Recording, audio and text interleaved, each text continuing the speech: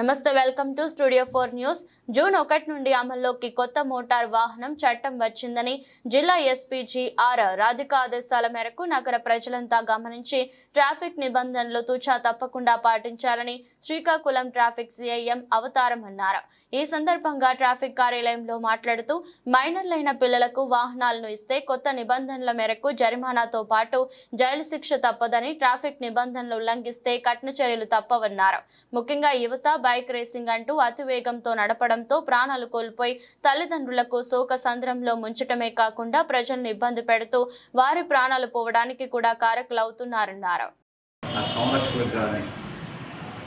25,000 రూపాయల ఫైన్ మరియు 3 సంవత్సరాల వరకు జైలు శిక్ష విధించబడుతుంది. అలాగే ఇంకొక ఎంబీ యాక్ట్లో నిబంధన ఏ విధంగా మార్చారంటే, ఎవరైతే డ్రంక్ అండ్ డ్రైవ్లో పట్టుబడినట్లయితే అటువంటి వారికి 10,000 rupees fine and 6 months imprisonment అనేది 2 అమెండ్మెంట్ కూడా మార్చడం జరిగింది. ఇవనేది జూన్ 1వ తేదీ నుంచి అమల్లోకి వస్తుంది.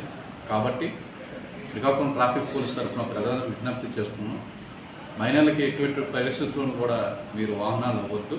ఇచ్చినట్లయితే మీరు లైబుల్ అవుతారు. లైబుల్ అంతకుముందు ఫైన్ అనేది 1,000 రూపాయలు 500 రూపాయలు ఫైన్ వేసేవారు జరుగుతుంది. ఇప్పుడు అనేది ఇంప్రిజన్మెంట్ అవుతుంది, ఎఫ్ఐఆర్ నమోదు చేయడం పడుతుంది, అరెస్ట్ చేయడం కూడా జరుగుతుంది. కావున తల్లిదండ్రులందరికీ గమనించండి. మన శ్రీకాకుళం పట్టణంలో కానీ జిల్లా మొత్తం కూడా మైనర్ డ్రైవింగ్ అనేది లేకన్నా గౌరవ ఎస్పీ గారు రాధిక మేడం ఐపీఎస్ గారి ఉత్తర్వుల మేరకు స్పెషల్ డ్రైవ్స్ కండక్ట్ చేయడం జరుగుతుంది. ప్రజలందరూ కూడా ఇది గమనించి మైనర్లు కానీ తాగి వాహనం నడపదు. అంతేకాకుండా శ్రీకాకుళం పట్టణంలో ర్యాష్ డ్రైవింగ్ కానీ బైక్ రేసింగ్ అవుతున్న ఫిర్యాదులు ఉంటున్నాయి. స్పెషల్ డ్రైవ్స్ అనేది కండక్ట్ చేయడం జరుగుతుంది. ఇంకా ఎవరైతే పట్టుబడతారో అటువంటి బైక్స్ కంప్లీట్ సీజ్ చేసి వాళ్ళపైన కూడా కఠినమైనటువంటి చర్యలు తీసుకుంటాం.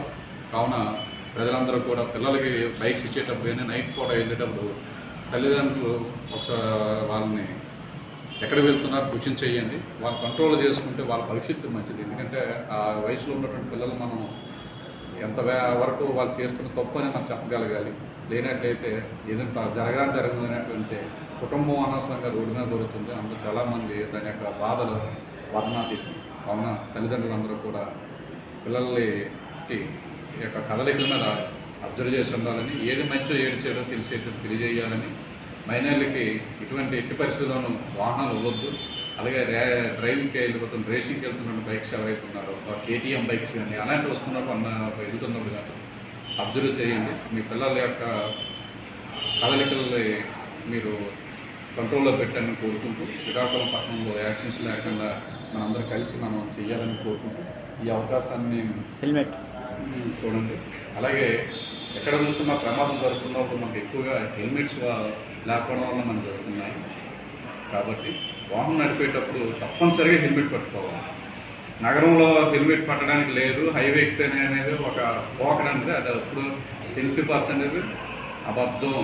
అది ఎటువంటి వాస్తవం కూడా లేదు.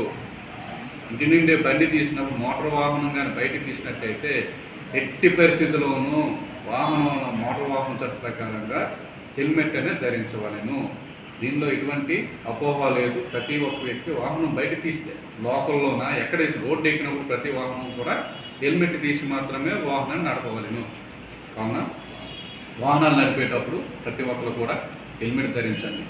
ఈ మధ్య చూస్తున్న సూర్యమాల దగ్గర ఒక యాక్సిడెంట్ అయింది. ఆటోలో ఫ్రంట్ సీటింగ్లో కూర్చోవడం వల్ల చాలామంది ప్రజలు అంతకుముందు Day-9 బ్రిడ్జ్ దగ్గర పడిపోవడం, ఫ్రంట్ సీటింగ్ కూర్చోవడం, ఎంతవరకు కూర్చోబెట్టుకుని ఆటో డ్రైవర్లు ఈ యొక్క వ్యాగన్కి వెళ్తున్నప్పుడు ముందు కూర్చున్న వాళ్ళు పడిపోతున్నారు. కావున ఆటో డ్రైవర్లు కూడా ఎవరినో ఫ్రంట్ సీట్ కూర్చోబెట్టవచ్చు, వెనకాల కూర్చోబెట్టి ఓవర్లోడ్ ప్రయాణికులు కూడా మీ అందరూ కూడా ఎక్కించకుండా ఉండాలని అందరూ జాగ్రత్తలు తీసుకుని శ్రీకాకుళం పట్టణంలో యాక్షన్స్ లేకుండా మనం అందరూ కలిసి ప్రయాణం చేస్తాం. Thank you.